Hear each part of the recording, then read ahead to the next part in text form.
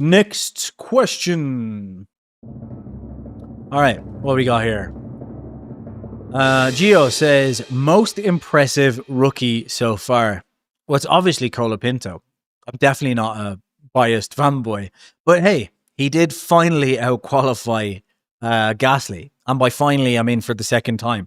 Very strange, actually, that the race, I know this isn't to do with the question, Gio, sorry, but very strange that the race over their coverage of the weekend and afterwards and in the race review and so on, we're like, oh, well, you know, he finally outqualified Gasly. And I'm sitting there going, I am sure he's outqualified him before. And then I looked back and he had at Canada.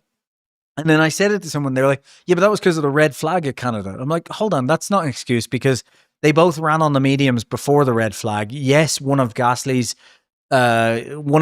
laps got interrupted.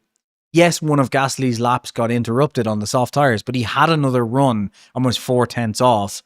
And they had more tires if they were worried about that anyway, because it was only Q1. So he did outqualify him and had a better weekend overall in Canada. So this finally routine was a bit strange to me. Maybe it is just a genuine mistake, but it is a bit of an odd one. Maybe they're paid by doing to kind of have these opinions. But yeah, look, Colapinto definitely hasn't been.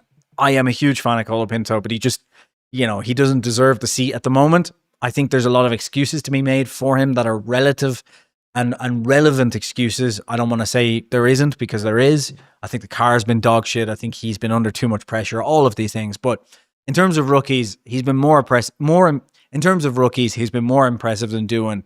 I think that's about it for now.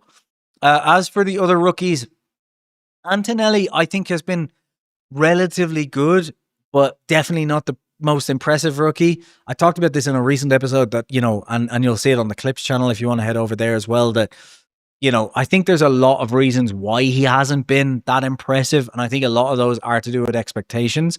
But I also think that Mercedes has been tricky enough to get used to. You know, he's probably underperformed, but then Russell has overperformed, all of these things. But regardless, not the most impressive. I think Bortoleto is up there. I think Bortoleto against most other teammates would be incredibly impressive right now. And I do think he's been incredibly impressive. He's been, you know, outdoing Hülkenberg in qualifying to an extent over the course of this season, which is incredibly impressive given that Hülkenberg throughout his entire career has been an impressive qualifier. So I think that's been impressive. And in the races, he's been brilliant as well. At Hungary, he's been fantastic too.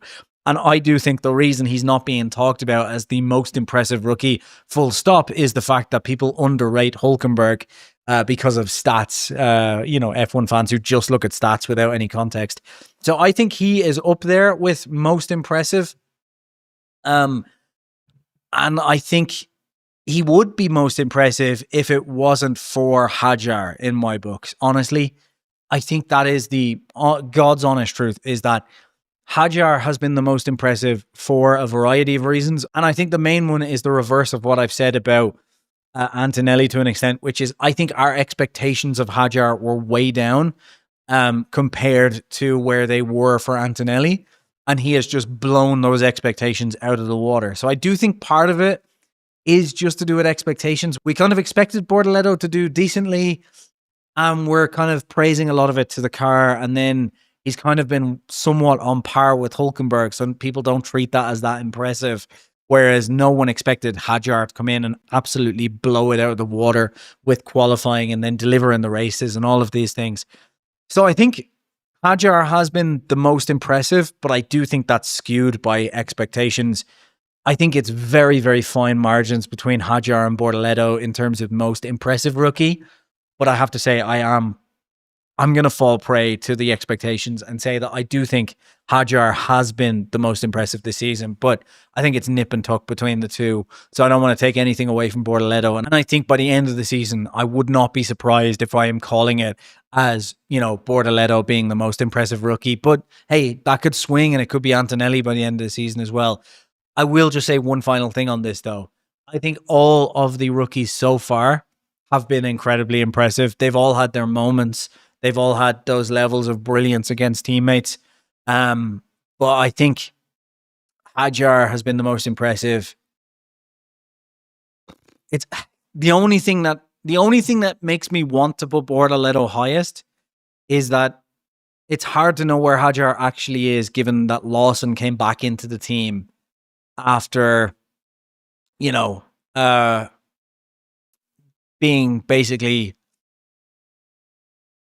after being completely destroyed by his Red Bull experience. But I don't want to hold that too much against Hajar, given that he performed well against Sonoda in the first 2 races as well, which tells me it's not like just a random outlier.